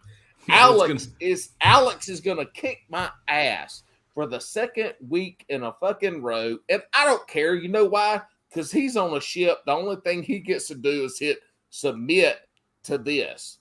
So I want to know, we're going to take it down to our shotgun level. We're going to finish this up. I want to know, where is Armando? What are you fishing from, like a regional and national level in 2022? Like, what are your goals? What do you want? Well, like I said, I already mentioned Hobie BOS, but also I'll probably do some of the local trails. Now, I don't want to get too full because, there's other commitments. There's life that actually becomes more important than just chasing dumb fish. Like I like to put it sometimes. I got my responsibilities, got the family and all that. But I'll fish a local trail, and I'll try to do a little bit of. I'll probably fish some. I have to wait till the local trails come out and see what benefits more. Okay. Because we have a ton. Chris Morales has TKC, Southeast Texas, Northeast Texas, North Texas, Central Texas. There's a whole bunch. West Texas. There's a whole bunch of trails here, and Texas is big. So it's I'll pick and choose which one. I would like to find one that I can dedicate and do an angler of the year. If it doesn't work out, then I'll just fish a couple of here, a couple of then, do a little bit of both. Okay, if I can. So it sounds like you're at least coming down to Santee so we can hang out. I'm gonna try, man. No promises. That's a little bit farther drive than I want. You can try. If that shit don't happen, I am gonna tag you in every post on Instagram saying you suck until you bought me. All right, buddy. I know we got to roll. Before we get to shotgun questions, I know it's been a few months ago your puppy dog had some issues that came up. Oh yeah. How's everybody doing right now? And how's everything going? Because it was a big deal for you, It was. and so that's important. I don't know. Y'all probably saw my two damn Yeah, lambs so over here. she was right here, in but she left. She's with mama now. No, so Oh, I she had just my, me and my wife don't have kids, so we just have our dog. right. And she came up last year. We took her to South Padre Island with my sister and her husband, who also has a dog. And she had a great time, but coming back, she got really bad. We had to stop for emergency at Austin because we were scared. She almost couldn't even walk. She was trembling. And so we got scared. We stopped at middle of the night. We stopped at a 24-hour veterinary in Austin. We got home like at 5 a.m. Doctor said, her urine is almost water. But then she got better quickly. And then we kept taking her to the vet because she was, they said for studies because her her urine was just like water. She was drinking too much water. So we started cutting her, her water intake. Ended up being that she has an adrenal tumor that is very rare. And we almost killed her because we were, we were trying to, cut her from drinking so much water so she wouldn't have so many accidents. Ended up being we were dehydrating her without knowing. We went up to veterinarians and they found a tumor. They said there was nothing that could be done. There was a time we had to put her down. They kept telling us, lower her water intake. So we ended up, she got so bad she couldn't even walk, barely could walk, and she was really bad. So me and my wife decided this is time to put her down. So we went to a veterinary hospital here in Dallas, in Fort Worth, actually. And we went to emergency because she got really bad, and her poop was just blood. She was just blood clots. So we went thinking, we have to say goodbye, put it down, and then the vet checked on her, and she said, no, don't do it yet. Let me call the oncologist. So the oncologist looked at the records and said, don't put her down. Give her this medication and let's set up a midday schedule. So we started giving her medication. Slowly she got better. We went to the oncologist. This is how far we went. We actually got a specialist to take a look at her and found out, okay, we know what the tumor is. It's called Addison's disease. So what it is, it's like I don't even know. It's kind of like Cushing's disease, but kind of like the reverse of it. One, actually, it makes her, increases her hormone in her blood level. This one decreases the hormone in her blood level. But we finally figured out that she has to drink as much water as she can. We can't if she wants to drink 3 gallons of water, we have to let her drink it.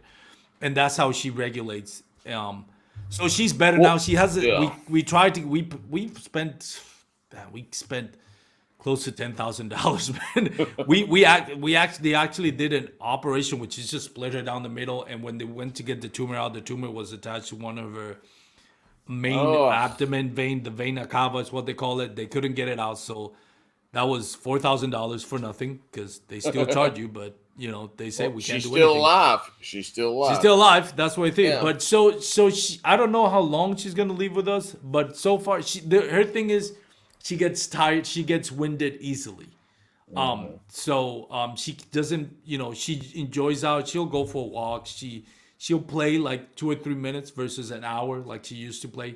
But she's happy. She's enjoys it. She's wagging her tail. She's super happy. So it's just to see, depending how fast the tumor grows, that's going to determine how long she's going to live. But she's happy. When the day my wife always said, I'd rather put her down a day too early than 2 days too late. And I asked that question because I do listen to your podcast, and I know this past summer you had a short 30-minute episode where you talked about. I mean, that's what you talked about. You talked about the trials and tribulations with your dog and how that affected you. And that's the part about being a public figure. That's the part about being a content creator that I think a lot of people don't go into, is that public side of it. With that private, look, I'm not putting out a podcast over the next 2 weeks, and this is why. And you tell them why. And you did that. That touched me. I got a lot of feedback from it. I thought people were going to I bet you did. That shit touched me, man. It touched me.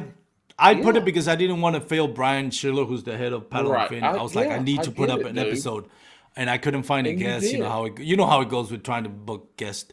So I was like, I'll just do this, and kind of like at least get the algorithms going for Paddle and Fin and all that. Dude. And then I had a bunch of messages, people being relatable. That taught me a lot, I used to like criticize like influencers and stuff like that. Not that I'm a big influencer, but I've come to realize there are people out there that really, that their distraction out of the daily, some of their distraction maybe just looking at your podcast and listen, and kind of like this whole reality TV thing. Now I'm not always on my phone, and I'm not always posting the stories of me eating a hamburger. Well, I actually kind of do that, but like every single second of my life, it's posted on Instagram stories or anything like that. But it's just enough to people feel like, hey, I'm relatable to them. So I'll say this first off. Excuse me. You being real like that is great. It's awesome. People are drawn to that. Second, if you can't ever find a guest, I'm always available. I know. I appreciate that. If you have to get a guest and you have to quote unquote settle, I will be your side guest chick. If that's what we gotta call it. So look, dude, I've kept you an hour and 42 minutes. Alex is gonna fucking shit a solid brick on a Coast Guard ship, and shits don't. That Alex, that's your fault for leaving Paul unsupervised. You should have known better. He has no choice, and after November 30th, I've got until like April. I'm gonna be in charge, so he's gonna be shitting a lot of bricks. But anyway, I know your ass gotta go. I gotta finish this up. So we got our shotgun questions. I'm gonna add a shotgun question tonight that has not been added before. And so I'm gonna lead off with that. Armando, are you ready for the shotgun round? Born ready. Well, I hope so. Damn, as good looking as you are. All right. You had to make it weird. What is the most overused phrase or word? Game changer. In kayak fishing. Game changer. Interesting. Mine would be hammer. Oh, that one too. Hammer. But game changer, I like it, dude. You know what the hell I was going to ask? It ain't nobody ever heard that question before. I love it. Game changer. I like it. Specifically, what are game changers? And I've been guilty of it. But specifically, what is like a game changer phrase? Like a new product. Oh, this is a game changer. Okay. All right. I've been guilty of it. But hey, but we always have. I think only like 3 things I consider game changers in kayak fishing: the jackhammer by Seaman, the pedal drive by 360, and the spot lock. Whether it's one brand or the other, that's the only 3 things that I go into my category of game changer. I'm a wind angler. I want the wind blowing so hard that I can't keep my hat on, and I have a 180 drive. So I'm continually, it's not even 360. And, that damn, I'm telling you, I get it. All right, here we go. Shotgun round for real. Crocs or flip-flops? Crocs. My man, pineapple on pizza, yes or no? No, hell no. Hell yeah. Look, we best friends already. You gonna spend more on a rod or a reel? Rod. I know you weren't gonna like that one. I've heard your podcast, but rod. No, And you can't be convinced me otherwise. No, I love Well, rods. Alex is the one then. Well, he's a bitch. I don't nobody care about what the fuck he say. All right, in a 3-hour session, 5 2-pounders or 1 7-pounder. 5 2-pound, 1 7-pounder. So far, me and Armando are twinsies. Wacky versus Texas rig. Oh man. Oh, that's a tough one. I'm gonna go with wacky. Yes! Oh my God, we're gonna get married. All right. We're gonna be like that meme from the Brothers movie. He just becomes best friends. No, we passed best friends, but we getting married. We're into weird territory now. Tell your wife, you got a new husband. He coming down. All right. Slow jams or hype music? Oh, that depends, man. That really depends. You know what we're talking about? We're driving up to the ramp. I don't know. It all depends. That depends on the mood. You know, if I'm driving up, you have to choose one, Armando.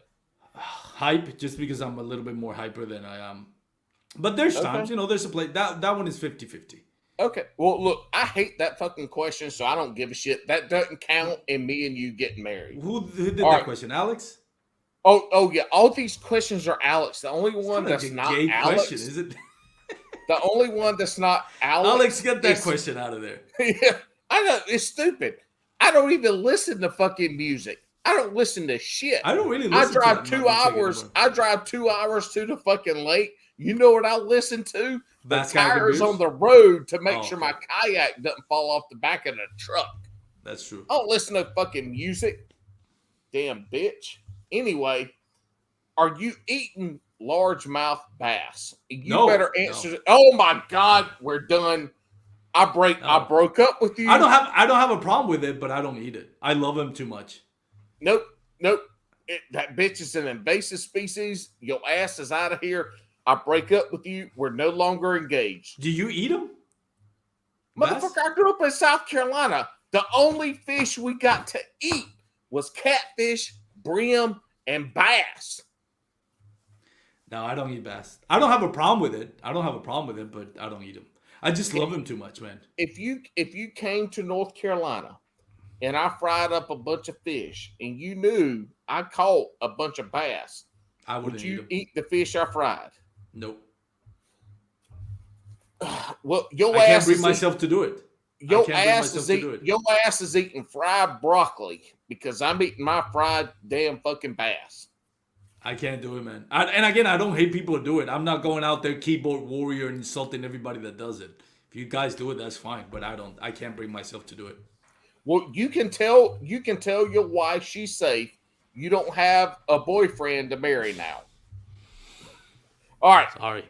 Last question. And this is the one that makes or breaks people's podcasts, their livelihoods, and who they are.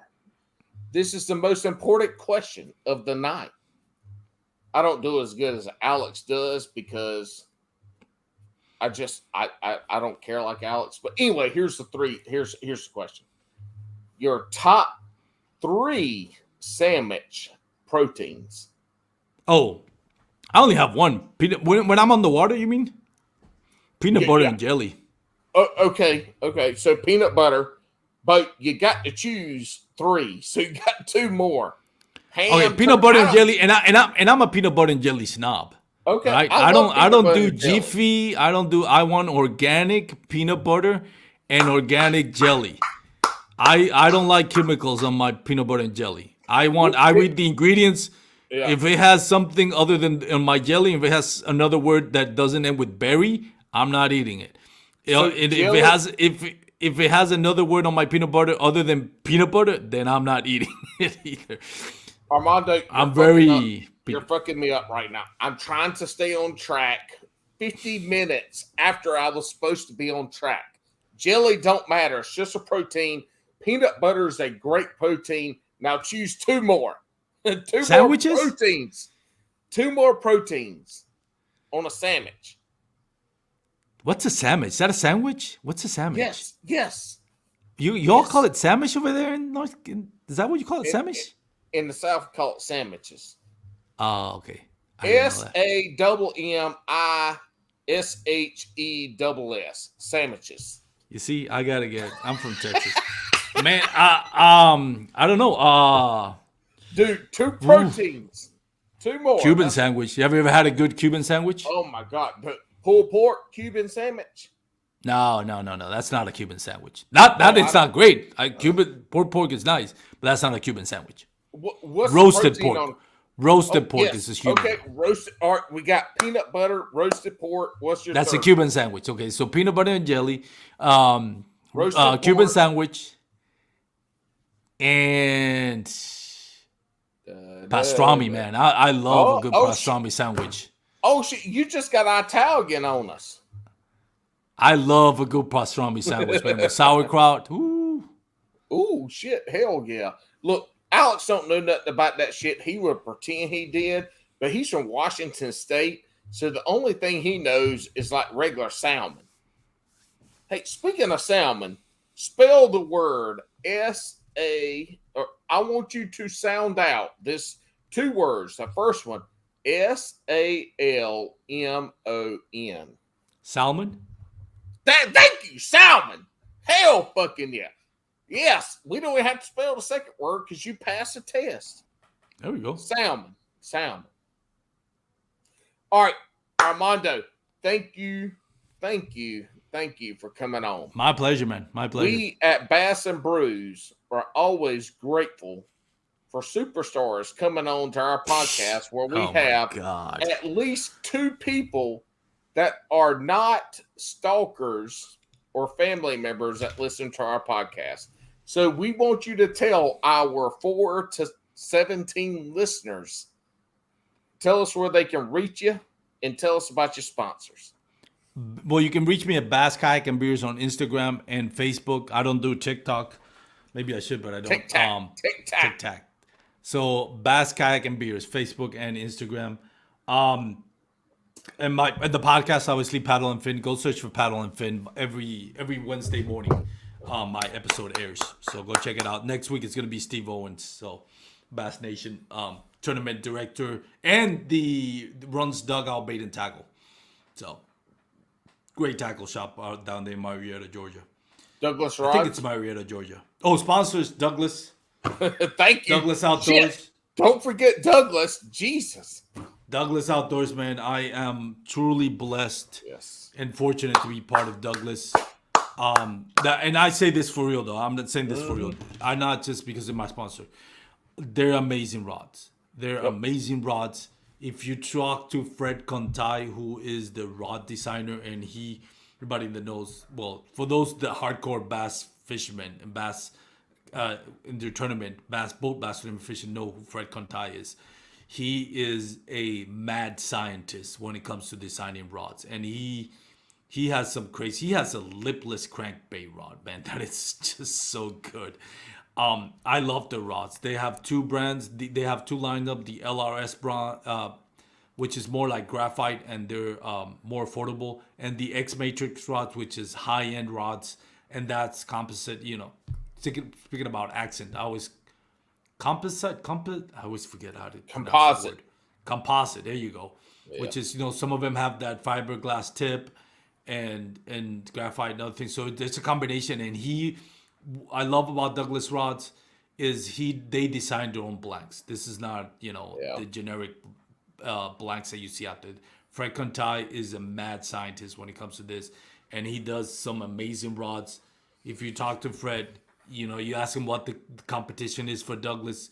Douglas may not be as big as G. Loomis and St. Croix, but you're damn sure those rods are just as good, or maybe even better than some of their rods. I say we because I'm part of it. And I love them, but I strongly feel that, they're our peers, nothing less than G. Loomis and St. Croix. That's our peers, and I feel some of our rods, if not all of them, are better than what I've seen out there at a more affordable Awesome. price than what they have. And then nothing against them. When I say Julie Loomis and St. Croix, I mean that's two top companies out there, and we got some rods that are just as good, if not better. And I really mean that. Go try them out. Go check them out.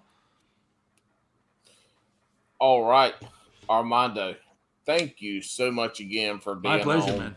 Thank you for again. This is a co-host podcast. You carry the guest and guest co-host all by yourself.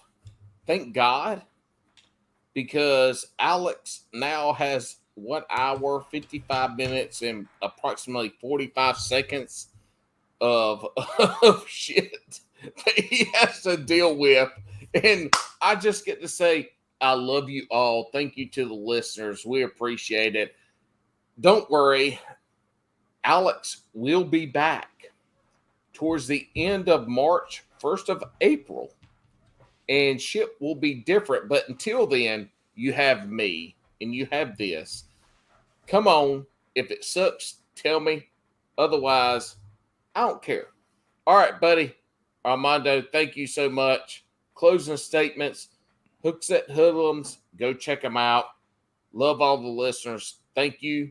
And we shall see y'all next week. Holla!